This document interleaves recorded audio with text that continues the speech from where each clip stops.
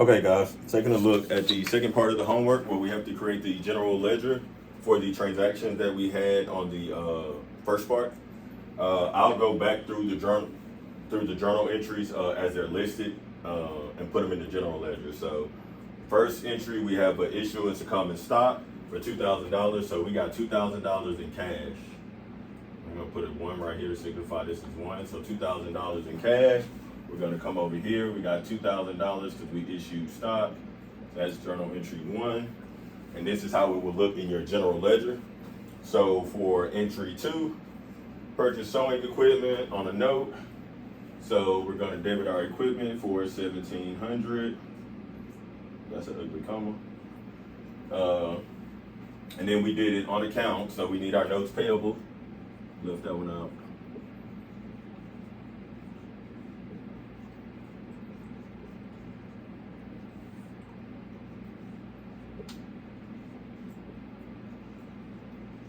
So, because payables have a credit account, we're going to credit that. 1,700.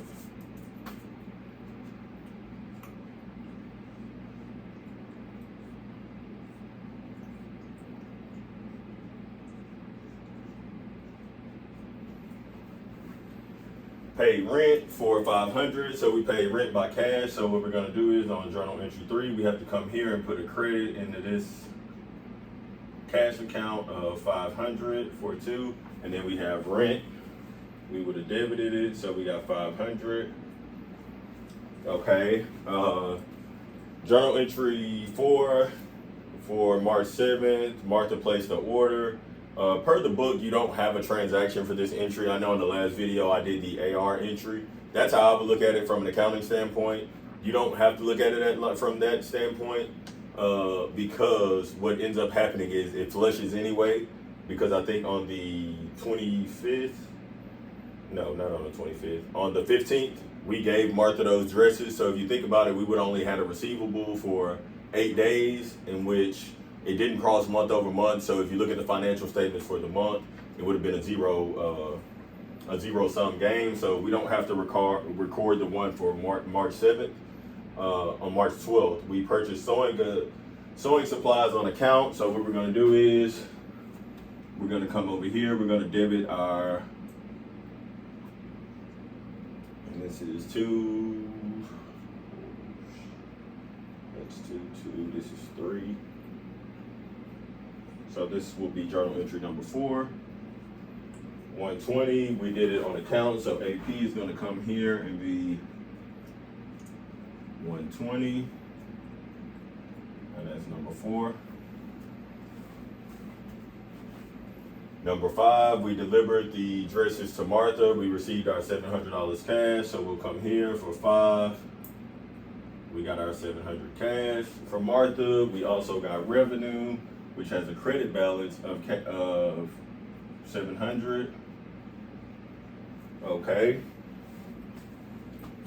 On the 19th, we did the 10 suits for Bob. We received $600. So here we're going to credit our deferred revenue on the 6th of $600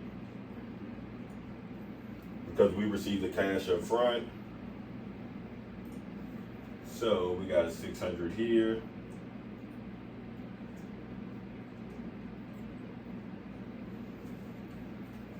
We delivered the alterations to Bob. So now we can take that deferred revenue on 7. We will credit that deferred revenue. Well, we'll debit that deferred revenue out. So 600, those two will end up washing. And then we can recognize the revenue from doing the work for Bob. So 600. We paid our utilities expense, which was cash. So we debit the expense account is a debit balance. So we'll go utilities expense for 85, and then credit our cash here. So on 8, we got 85, and then we paid dividends to stockholders of $100. So 9, we'll come here, credit $100 to our cash. We need a dividends. So dividends.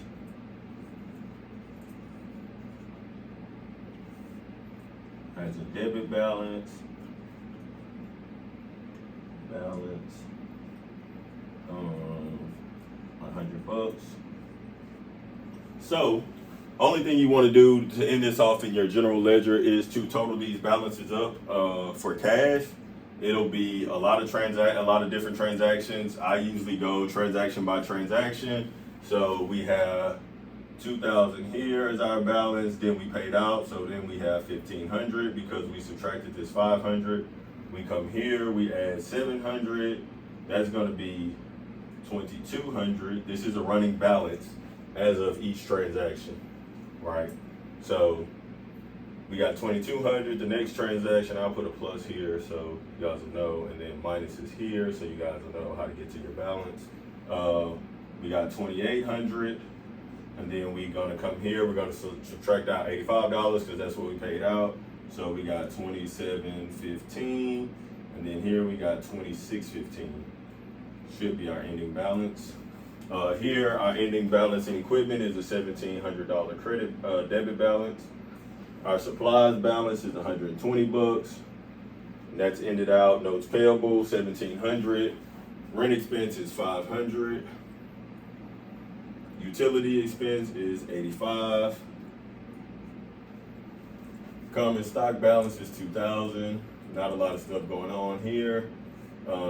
Here we got 700 as our balance plus the 600, so that'll be 1,300. I'll be doing running totals.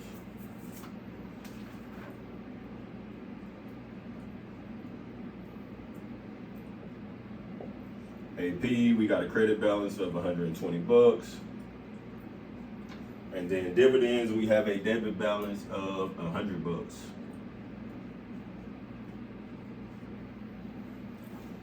Okie doke. And this is a good look at what your general ledger would look like once you finish with all the transactions.